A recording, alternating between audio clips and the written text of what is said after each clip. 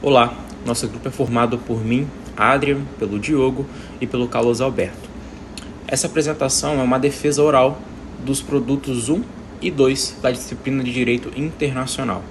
Nosso objetivo é explicar de forma clara e fundamentada os principais pontos que estudamos ao longo da disciplina, que foram desenvolvidos nesses relatórios escritos do produto 1 e do produto 2.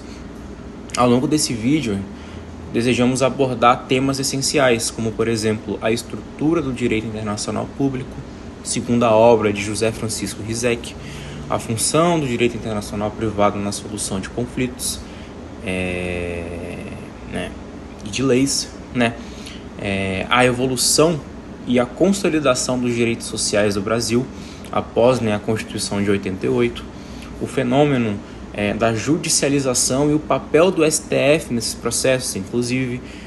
Além disso, o funcionamento dos sistemas internacionais e regionais de proteção dos direitos humanos, como a ONU, a OEA.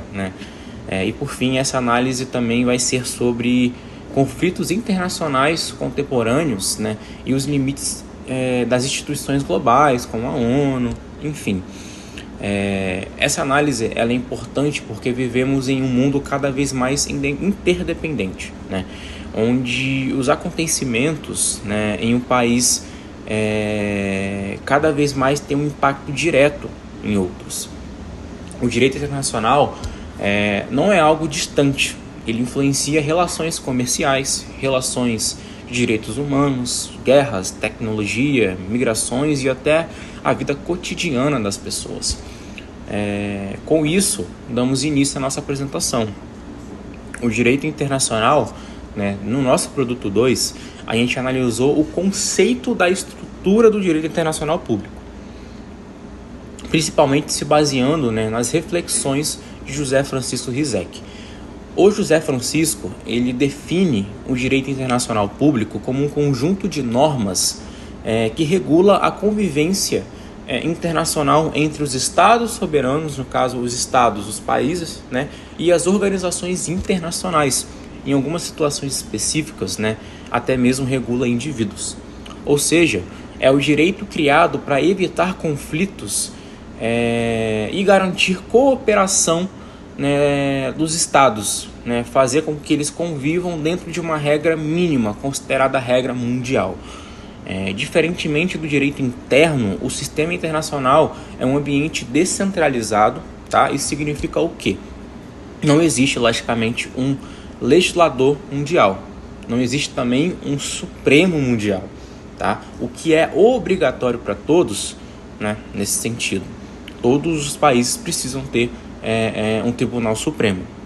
Nesse sentido, não existe também uma polícia internacional como com poder automático sobre os estados. Mas, em contrapartida, o direito internacional ele funciona há séculos. E isso é possível por causa dos princípios estruturantes, como da boa-fé, da reciprocidade, do gradualismo, da cooperação e o respeito, logicamente, aos tratados firmados de forma voluntária pelos estados.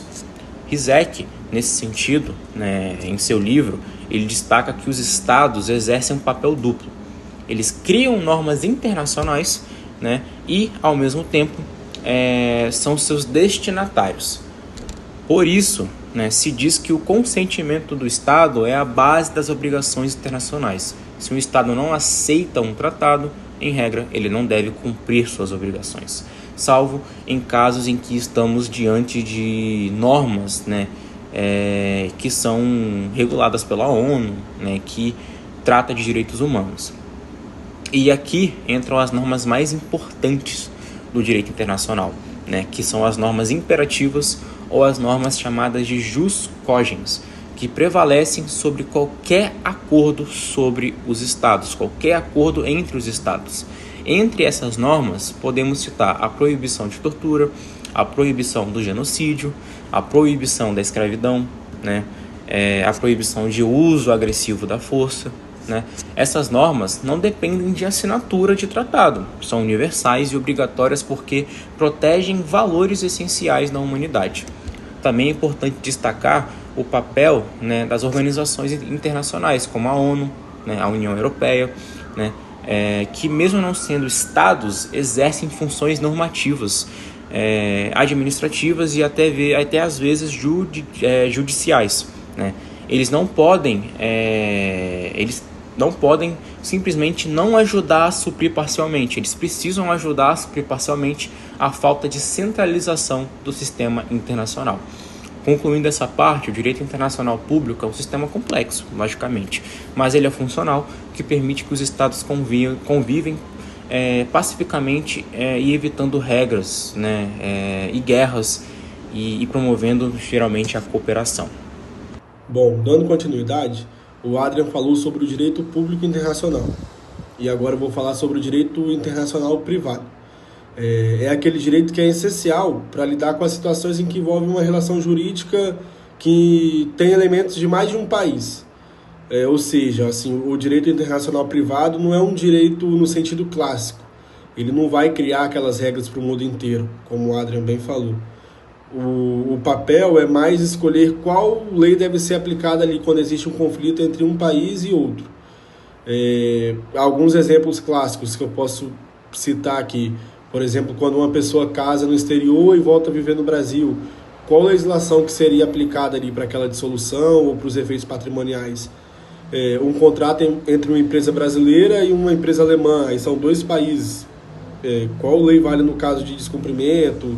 O que eles devem seguir ali, né? Uma criança que nasce em outro país, mas ela tem pais brasileiros. E aí qual será a nacionalidade dela? Aí isso tudo envolve o direito internacional privado. Um outro exemplo é uma compra online feita no exterior. Qual a responsabilidade do fornecedor? As compras da Shein, AliExpress, essas compras de e-commerce que têm sedes também no exterior. E aí envolve essa relação de dois países, porque a pessoa compra do Brasil, o produto vem de um outro país, e aí como deve ser essa legislação? E aí a gente vai estudar isso no direito internacional privado. E para resolver essas situações, o direito internacional privado ele utiliza de alguns critérios. Esses principais critérios são, a gente pode elencar aqui o domicílio, que aí aplica-se a lei do local onde a pessoa vive, a nacionalidade, que aplica ali a lei do país de origem, o local da celebração ou da execução do contrato. A gente tem também o local da situação do bem, a autonomia das vantagens das partes em contratos internacionais. E aí, como fonte do direito internacional privado, a gente acha principalmente lá na LINDB, que é a Lei de Introdução às Normas do Direito Brasileiro, mas a gente também acha em tratado específico e algumas normas do próprio Código Civil. E aí o direito internacional privado, ele é um ramo que visa mesmo a segurança jurídica das empresas, das famílias, de nós, os indivíduos, que hoje vivemos num mundo globalizado, né? Que a gente sabe que as fronteiras elas ficaram mais flexíveis, as interações transnacionais hoje são a nossa rotina, e aí o direito internacional privado ele visa trazer essa segurança para essas transações, para essa rotina com as transações internacionais, ele busca essa segurança. E agora vamos analisar a evolução dos direitos sociais no Brasil e o fenômeno da judicialização desses direitos. Lá na Constituição de 88, isso representou uma ruptura histórica muito grande. Por quê? Enquanto outras constituições eram mais restritas, a Constituição de 88, conhecida como Constituição Cidadã, ela incorporou uma lista dos direitos fundamentais, aqueles direitos que a gente bem conhece. Direito à saúde, educação, direito ao lazer, moradia, os direitos básicos que todas as pessoas precisam, né? Os fundamentais de fato, entre outros. O problema é que esses direitos eles são prestacionais, ou seja, eles dependem também de políticas públicas, dependem de orçamento, dependem de gestão, e quando o Estado falha, é omisso, o judiciário acaba sendo acionado. E isso gerou o fenômeno conhecido como judicialização dos direitos sociais. Por exemplo, gerações para o fornecimento de medicamentos, pedidos judiciais de internação, ações de acesso à educação e vagas em creche. Também temos aquelas disputas dos benefícios previdenciários, né? E aí, nesses casos, o STF ele tem um papel decisivo, porque ele acaba estabelecendo alguns parâmetros. O mínimo existencial, que seria aquele núcleo essencial dos direitos sociais, aquele que deve ser garantido pelo Estado. a reserva do possível, que são os limites financeiros do Estado, a vedação ao retrocesso social, a necessidade também de racionalizar o fornecimento de tratamentos de alto custo, porque isso demanda um orçamento muito grande do Estado, e aí o STF funciona mesmo como um guardião dos direitos sociais, sempre equilibrando essa responsabilidade fiscal, a política pública, as garantias constitucionais, tenta fazer esse equilíbrio.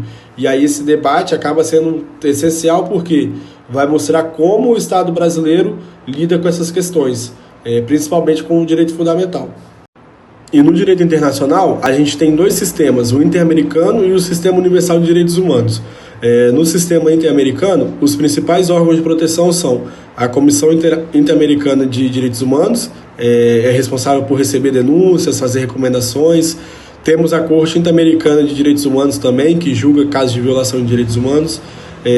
No Brasil, a gente já reconhece a jurisdição da Corte desde 1998, já foi condenado diversas vezes, como no caso Guerrilha do Araguaia, no caso Vladimir Herzog, no caso Damião Ximenes Lopes. E esse sistema ele é importante porque ele oferece uma instância internacional quando as instituições internas falham em proteger os direitos fundamentais.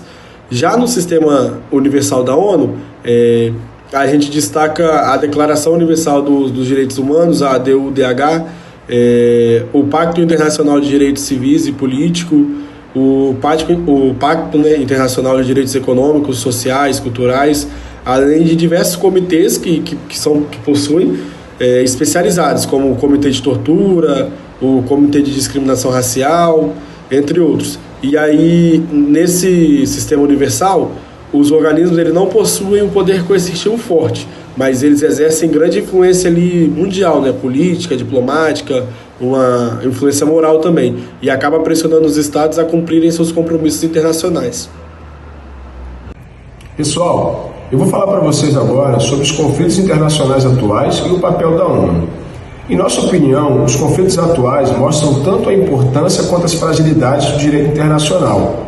Exemplos recentes são a guerra na Ucrânia, o conflito entre Israel e a Palestina, a crise humanitária em Gaza, as tensões entre China e Taiwan, disputas marítimas no Mar do Sul da China, conflitos internos na África que geram migrações em massas, e nesse cenário a ONU cumpre um papel de mediação e ajuda humanitária e monitoramento, mas enfrenta limites estruturais. O principal papel é o Conselho de Segurança, onde 5 países possuem poder de veto, que é a Rússia, os Estados Unidos, a China, a França e o Reino Unido. O veto ele paralisa as ações mesmo diante de violações graves. Apesar disso, o grupo entende que a ONU continua sendo indispensável. Sem ela, não haveria missões de paz, não existiria parâmetros universais de direitos humanos, a solidariedade internacional seria muito mais frágil, as intervenções humanitárias ficariam ainda mais vulneráveis a interesses públicos.